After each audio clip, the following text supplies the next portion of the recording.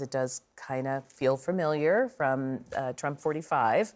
These initial kind of back and forth phone calls, interactions with other world leaders that sort of we hear one version of it and then we hear another version of it. Yeah, I think the big difference is Donald Trump has got a pretty big mandate, particularly when it comes to this border and getting fentanyl under control in this country. So that to me is the big difference from 2017. And I don't think that any country, Mexico especially, should underestimate Americans' tolerance for when it comes to getting the border under control and to getting fentanyl under control. I can remember being on the campaign trail. You meet families who have they've lost children to this fentanyl. It is an epidemic across this country. And look, if you look back at the polling, the border was the #2 issue consistently in every single poll. Donald Trump was leading. But this isn't a debate here about whether or not it needs to be done. It's him telling a world leader, telling us that a world leader said it was going to be close to us. You probably remember this from the first round of Trump, right? Where we would find out there was a very beautiful phone call and maybe we'd hear another version of the call. And one thing that always stuck out to me in those years was hearing from the reporters who covered Trump. I think Maggie Haberman said this well. Whenever she was reporting on something that happened in Trump world, she would sort of take what everybody would say and almost put it through a cheesecloth and try to get through the truth of what came out of that, the sort of what was alike in all of those statements to try to get to the truth. Because often we would hear of these differing sort of statements from different world leaders, from what the president would say, from what the world leaders would say. And that was sort of the difficulty in covering Trump, but also made it a bit more, I guess, chaotic and exciting in certain ways. So also fascinating that Sheinbaum, who's a relatively new leader, used X. Yeah, when I first read this earlier this evening, I was hoping it was true, right? I was hoping that all these things that were in there, fentanyl and a great relationship with the Mexico president, but history's a great predictor of the future. And Donald Trump does this too often. He splashes magic pixie dust on the page, and it really doesn't come to be true.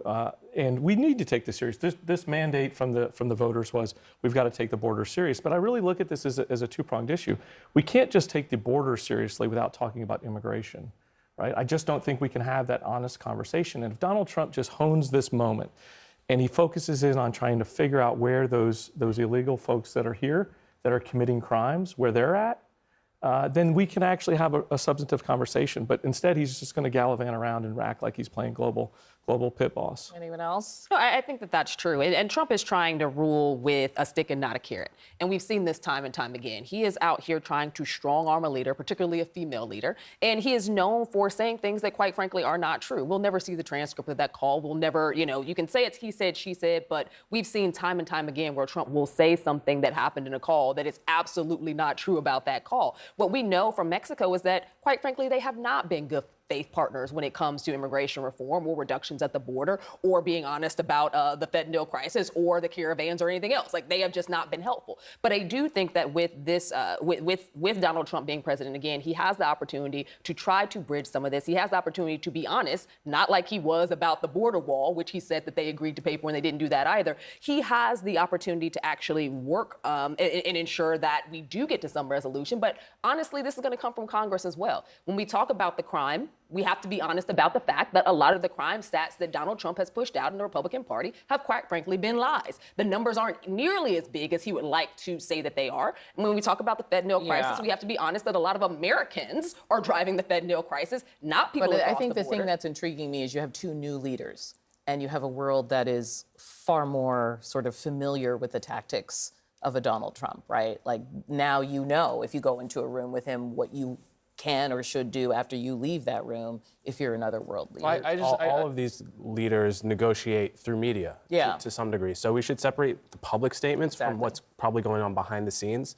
They may be testing each other to see how they react to Trump's characterization of the meeting, because that's a sign of whether his leverage is working behind the scenes. So I don't think you should read too much into these public statements because at the end of the day, this is just a negotiation. It's brinkmanship. Well, that's what I'm saying. I mean, no one was on this phone call, so no one knows exactly what happened. But that, to my original point, the one thing he comes in with is, to me, a lot more of a mandate. And I just think the folks in Mexico need to be thinking long and hard about what he's willing to do, especially as somebody who doesn't have to run for office. She has her own mandate, right? Those are the dynamics we don't know anything absolutely. about. Absolutely. I get it. She needs to talk tough. But I mean, I think this is an issue where the American people are lock solid. And they're the Americans that voted for him in the middle are expecting him to do something, not just build 20 miles of a wall for a selfie station.